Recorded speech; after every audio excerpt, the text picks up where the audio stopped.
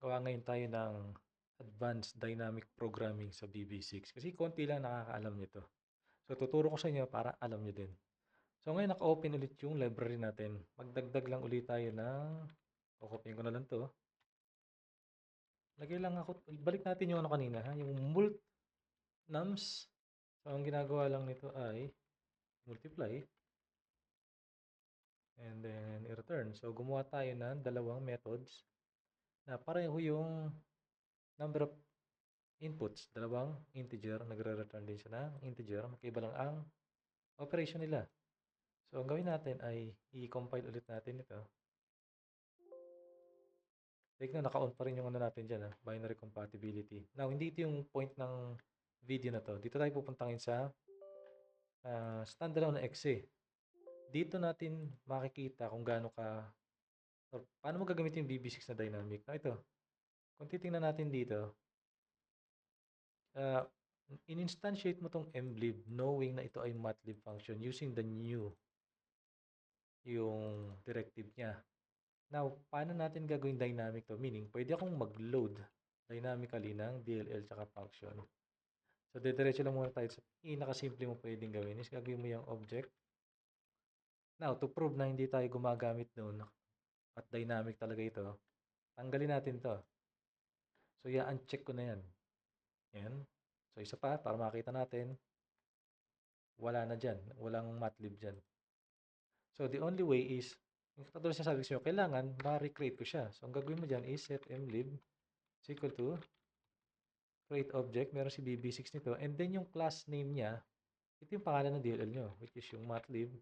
And then, ito yung class name. So, si functions. Matatandaan ko ng tama yan. So, yan lang muna ang gagawin kong change dito. Pero natin to. Tingnan natin kung kagana pa rin siya. Ito pa rin yan. Magana, di ba? So, yun yung first level ng dynamic programming natin is kaya natin i-recreate. Again, wala ito sa references. Wala yan dyan. Pero since nasa registry yan, hahanapin ito sa registry, makikita niya yan. And kaya niyang i-recreate yung object. Now, ano yung next? Ito pa. Naka-hardcode dito na ang ginagamit natin dito sa total ay addnums. Paano kung gusto ko yung gusto kong testingin itong multnums? Tignan natin, nagana ba muna itong multnums? So, pag nira natin yan, 5 and 7, 35 na siya. Hindi na siya 12. Ngayon, paano natin gagawin dynamic ito? So, baguhin natin yung UI ha. Dagdag ako rito ng drop down. Dito natin ilagay. Dito ko ilalagay ko ng operation yung gusto ko mangyari. Palitan ko lang to ng style. Gawin natin tong drop down list. Mamaya makikita nyo kung bakit. Dito sa form load, ilalagay ko lang yung mga alam ko na gagamitin ko. So, with me.combo. Yan. I-clear natin siya. And then, mag-a-add lang tayo. So, alam natin meron tayong add num. So, essentially, ina-add ko lang dito yung mga methods na meron dun sa library. So, list index, i-pre-select natin yung 0. Now, tingnan natin kung ano nangyari.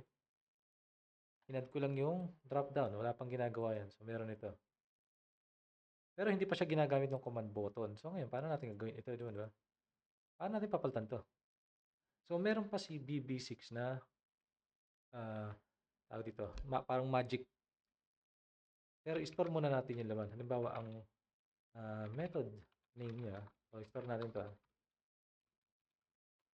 Yung method name niya ay yung nakalagay sa combo box. So, yung text na nasa combo box, yun yun. So, ngayon, comment na natin yan. Gagawin natin ay total.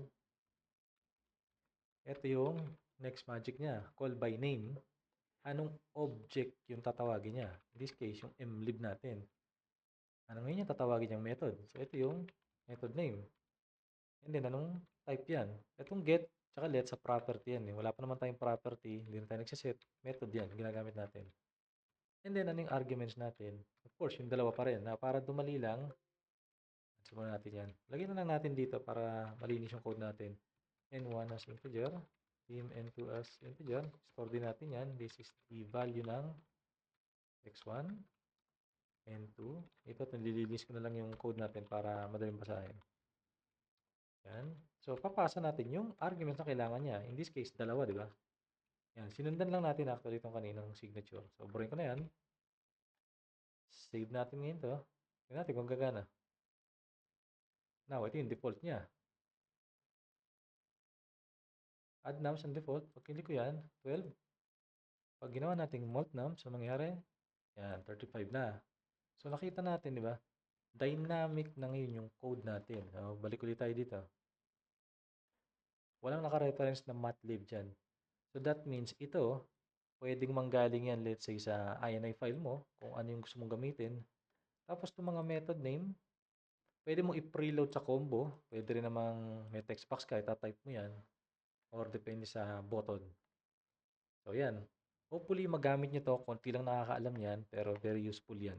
Kung gusto yun ng dynamic programming, lalo sa mga libraries.